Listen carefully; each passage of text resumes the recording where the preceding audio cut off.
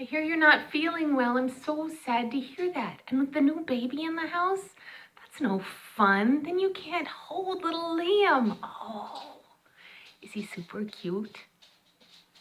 Anyway, I thought today we would read a book about being sick because you're not feeling well. And I'm really glad that you don't have what this little girl has.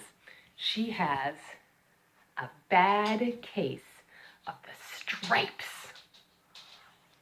Wow, that's really bad. It's by David Shannon. Camilla Cream loved lima beans, but she never ate them. All of her friends hated lima beans, and she wanted to fit in.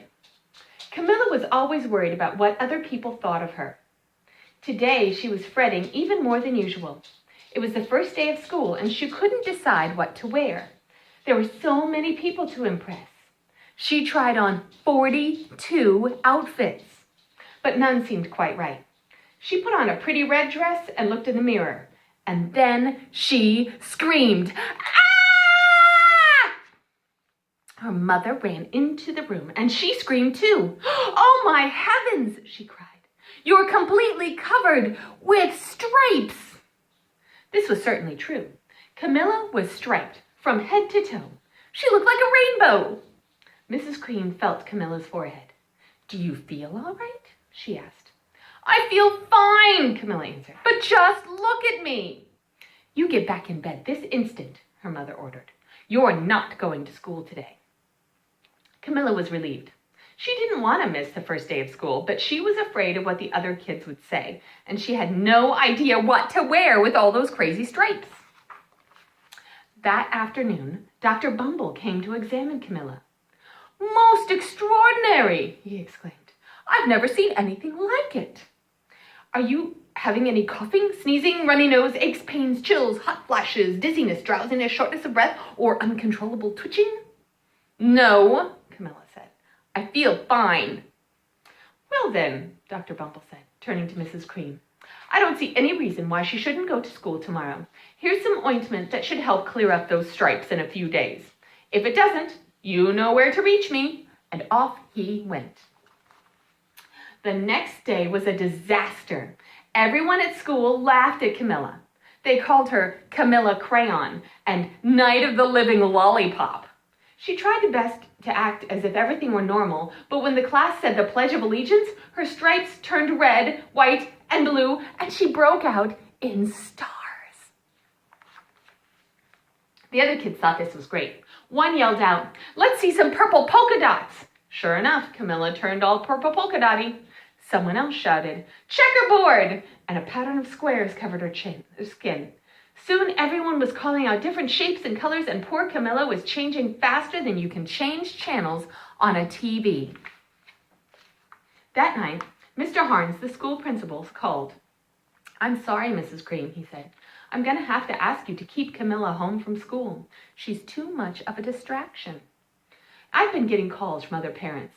They're afraid that those stripes might be contagious. Camilla was so embarrassed. She couldn't believe that 2 days ago everyone liked her, and now no one wanted to be in the same room as her. Her father tried to make her feel better. "Is there anything I can get you, sweetheart?" Dads are nice when you're sick, aren't they? "No, thank you," sighed Camilla. What she really wanted was a nice plate of lima beans, but she had been laughed at enough for one day. "Well, yes, I see," Dr. Bumble mumbled when Mr. Cream phoned the next day. "I think I'd better bring the specialists. We'll be right over." About an hour later, Dr. Bumble arrived with 4 people in long white coats. He introduced them to the Creams. "This is Dr. Grop, Dr. Sponge, Dr. Crippet, and Dr. Young." Then the specialist went to work on Camilla. They squeezed and jabbed, tapped and tested. It was very uncomfortable. "Well, it's not the mumps," said Dr. Grop. "Or the measles," said Dr. Sponge. "Definitely not the chicken pox," said Dr. Cricket. "Or sunburn," said Dr. Young. "Try these," said the specialists. They each handed her a bottle filled with different colored pills. "Take one of each before bed," said Dr. Grop. Then they filed out the front door, followed by Dr. Bramble. That night, Camilla took her medicine. It was awful, and when she woke up the next morning, she did feel different. But when she got dressed, her clothes didn't fit right. She looked in the mirror, and there, staring back at her, was a giant, multicolored pill with her face on it. Dr. Bumble rushed over as soon as Mrs. Cream called. But this time, instead of the specialists, he brought the experts. Dr. Gord and Mr. Mellon were the finest scientific minds in the land. Once again, Camilla was poked and prodded, looked at and listened to. The experts wrote down lots of numbers. Then they huddled together and whispered. Dr. Gord finally spoke. "It might be a virus," he announced with authority. Suddenly, fuzzy little virus balls appeared all over Camilla. "Or possibly some form of bacteria," said Mr. Mellon. Out popped little squiggly bacteria tails. "Or it could be a fungus," added Dr. Gord. Instantly, Camilla was covered with different colored fungus blotches. The experts looked at Camilla and then at each other. "We need to go over these numbers again back at the lab," Dr. Gord said. "We'll call you when we know something." But the experts didn't have a clue, much less a cure. By now, TV news had found out about Camilla. Reporters from every channel were outside her house, telling the story of the bizarre case of the incredible changing kid. Soon, a huge crowd was camped out on the front lawn. The Creams were swamped with all kinds of remedies, from psychologists, allergists, herbalists, nutritionists, psychics, an old medicine man, a guru, even a veterinarian. Each so-called cure only added to poor Camilla's strange appearance until it was hard to even recognize her. She sprouted roots and berries and crystals and feathers and even a long furry tail. But nothing worked. One day, a woman who called herself an environmental therapist claimed that she could cure Camilla. "Close your eyes," she said. "Breathe deeply and become one with your room." "I wish you hadn't said that," Camilla groaned. Slowly, she started to melt into the walls of her room. Her bed became her mouth. Her nose was her dresser. The two paintings were her eyes. The therapist screamed and ran from the house. "What are we going to do?" cried Mrs. Cream. "It just keeps getting worse and worse," she began to sob. At that moment, Mr. Cream heard a quiet little knock at the front door. He opened it, and there stood an old woman who was just as plump and sweet as a strawberry. "Excuse me," she said brightly, "but I think I can help." She went into Camilla's room and looked around. "My goodness," she said with a shake of her head. "What we have here is a bad case of the stripes. One of the worst I've ever seen." She pulled a container of small green beans from her bag. "Here," she said, "these might do the trick." "Are those magic beans?" said Mr. Cream.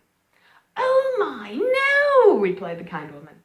"There's no such thing. These are plain old lima beans. I bet you'd like some, wouldn't you?" she asked Camilla. Camilla wanted a big heaping plate full of lima beans, more than just about anything, but she was still afraid to admit it. "Yuck," she said. "No one likes lima beans, especially me." "Oh dear," said the woman sadly. "I guess I was wrong about you." She put the beans back in her bag and started towards the door. Camilla watched the old woman walk away. Those beans would taste so good.